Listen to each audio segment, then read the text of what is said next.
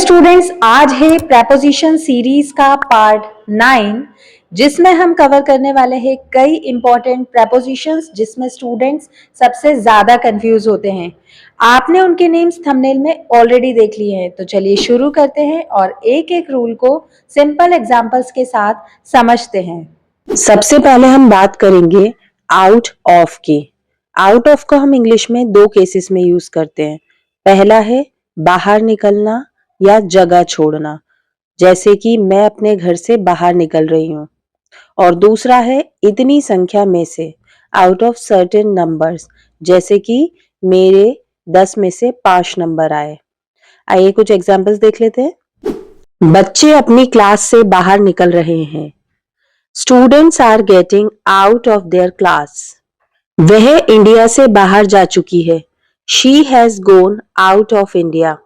रानी के 20 में से 10 नंबर आए।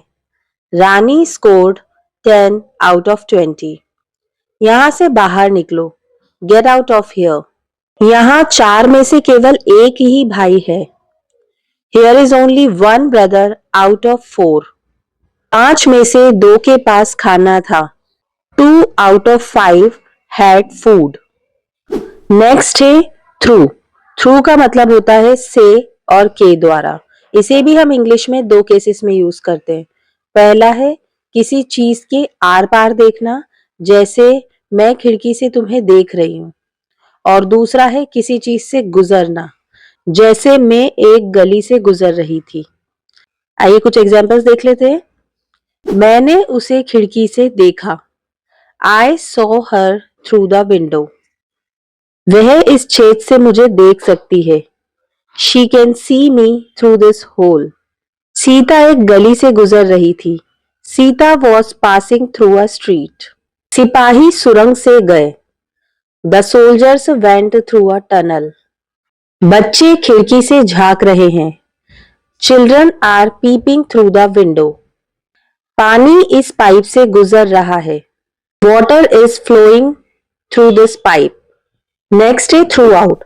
थ्रू आउट का मतलब होता है सारा, पूरा या हर जगह। एग्जाम्पल्स देखिए। उसने सारा दिन काम किया। He worked throughout the day. खबर पूरे शहर में फैल गई। The news spread throughout the city. पार्क में हर जगह पेड़ है। There are trees throughout the park. और थ्रू आउट को हम इस केस में भी यूज कर सकते हैं, जैसे हम कहें कि जिंदगी भर, दिन भर, रात भर। जैसे मैं मम्मी पापा की जिंदगी भर देखभाल करूंगी, या मैं दिन भर पढ़ाई करूंगी, या मैं रात भर पढ़ाई करूंगी। तो इस तरीके से भी अगर कोई सेंटेंस आता है तो उस केस में भी हम थ्रू आउट का ही यूज करेंगे। नेक्स्ट है अराउंड। अराउंड को हम इंग्लिश में 3 केसेस में यूज करते हैं। पहला चारों ओर, दूसरा आसपास और तीसरा लगभग। एग्जाम्पल्स देखिए। मेरे घर के आसपास कई दुकानें हैं। There are many shops around my house. बच्चे शिक्षक के चारों ओर बैठे हैं। The children are sitting around the teacher. हम लगभग 5 बजे मिलेंगे। We will meet around 5 p.m. And last है via. Via का मतलब होता है से या के रास्ते। एग्जाम्पल्स देखिए। उसने फाइल ईमेल से भेजी, यानी कि ईमेल के जरिए भेजी। He sent the file via email. हम दिल्ली के रास्ते जयपुर गए, यानी कि हम दिल्ली से होते हुए जयपुर गए।